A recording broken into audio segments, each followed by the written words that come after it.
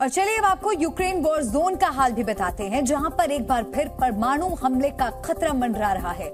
रूस के राष्ट्रपति व्लादिमीर पुतिन के करीबी और रूस के पूर्व राष्ट्रपति दिमित्री मेदवेदेव में अमेरिका और नेटो को यूक्रेन की मदद पर परमाणु सर्वनाश की धमकी दी है।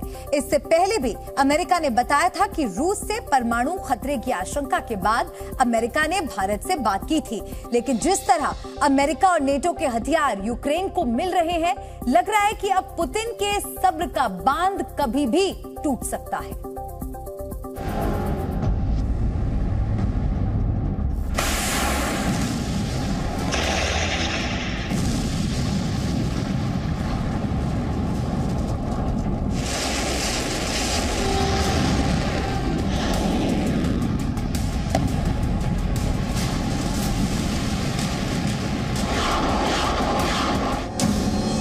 क्या इस बार पुतिन अपने दोस्त प्रधानमंत्री नरेंद्र मोदी के कहने से भी नहीं मानने वाले? क्या बार बार रूस को समझाने के लिए इंडिया की तरफ देखने वाले अमेरिका के हाथ अब कुछ नहीं आएगा? क्या इस बार रूस की तरफ से आखिरी परमाणु धमकी दे दी गई है? क्या धमकियों का दौर खत्म हो चुका है और अब पुतिन धमाका करने को तैयार है? यूक्रेन को अमेरिका और नेटो देशों से मिल रही हथियारों की खेप से रूस का धैर्य जवाब दे रहा है। बखमुत में भारी लड़ाई चल रही है। रूस के फाइटर जेट्स और मिसाइलें इलाके में धमाके करते दिखाई दे रहे हैं। वहीं यूक्रेन भी नेटो और अमेरिका से मिले हथियारों से पलटवार कर रहा है। इस बीच पोलैंड से यूक्रेन को मिले टैंकों और F-16 चलाने के प्रशिक्षण के ऐलान से रूस तमतमा गया है। और इसके बाद रूस के पूर्व राष्ट्रपति पुतिन के बेहद करीबी और फिलहाल रूस की सिक्योरिटी काउंसिल के डिप्टी चेयरमैन दिमित्री मेदवेदेव ने अमेरिका और नेटो देशों को बड़ी धमकी दे दी है। मॉस्को को धमकी देकर पश्चिम मानव सभ्यता के अस्तित्व को खतरे में डाल रहा है।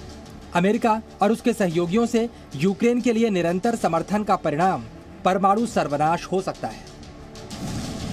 एक तरफ पुतिन लगातार अपनी परमाणु क्षमताओं को बढ़ाने का ऐलान कर रहे हैं, दूसरी तरफ उनके सबसे करीबी नेता की परमाणु धमकी हल्के में नहीं ली जा सकती। वैसे रूस की नाराजगी की वजह भी समझी जा सकती है। पिछले 1 साल से जारी युद्ध पुतिन सिर्फ अमेरिका और नेटो की सैन्य मदद की वजह से नहीं जीत पाए।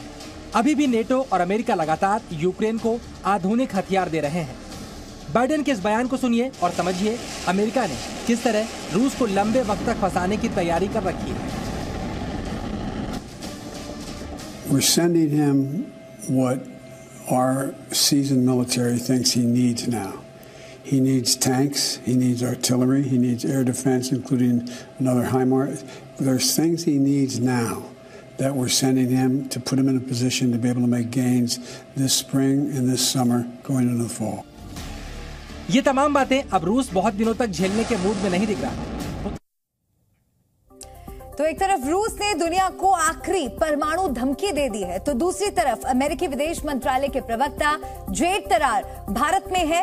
जी न्यूज ने उनसे यूक्रेन रूस वॉर समेत G20 पर खास बातचीत की। सुनिए जेड तरार ने जी न्यूज से क्या क्या कहा। अमेरिकी विदेश मंत्रालय के प्रवक्ता जेड तारर हैं। जेड तारर जी, भारत की अध्यक्षता को आप किस तरह से देखते हैं? अमेरिका कैसे देखता है G20 इस बार भारत होस्ट कर रहा है? देखिए, हम समझते हैं कि जो लोकतांत्रिक देश हैं पूरे विश्व में, हमने एक साथ मिलकर काम करना है, क्योंकि जो हमारी बुनियाद है वो एक ही है। यानी हम समझते हैं कि जो सरकार है वो आम लोगों के लिए काम करता है।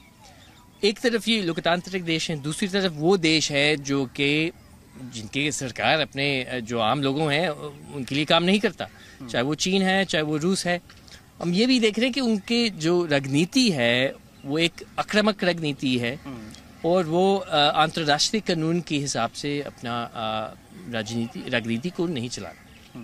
अच्छा, जो अभी विदेश मंत्रियों की बैठक होगी, इसमें अमेरिका क्या रूस यूक्रेन का युद्ध का मुद्दा इस बैठक में उठाएगा? क्योंकि हमने बेंगलुरु में जो देखा फाइनेंस मिनिस्टर्स की बैठक के बाद जो नोट आया उसको लेकर भी रूस और चाइना ने काफी इस पे सवाल खड़े किए। कैसे देखते हैं आप, क्या रूस यूक्रेन युद्ध का मुद्दा इस बैठक में रहेगा?